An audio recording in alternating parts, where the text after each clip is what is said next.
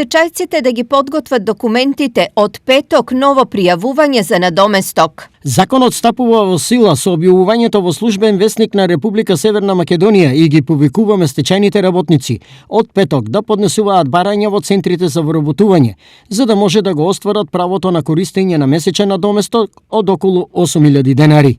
Наведоа од владината прес-служба.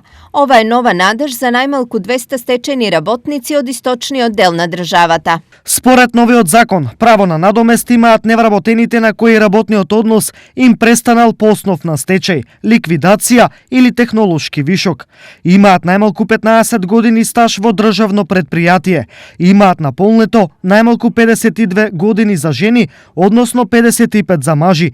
И работниот однос им престанал во периодот од 1 јануари 1993 година до 30 јуни 2019 година. Со последните трети поред измени во Законот за стечајни работници ќе останат само мал дел стечајци кои нема да бидат згрижени, оние кои немаат 15 години работен стаж или не исполнуваат некој друг од потребните критериуми. Со последните измени опфатот на стечајни работници кои што ќе бидат материјално обезбедени до нивното пензионирање се проширува на уште 1000 лица, со што вкупната бројка на материјално обезбедени стечајци се заокружува на 12.000.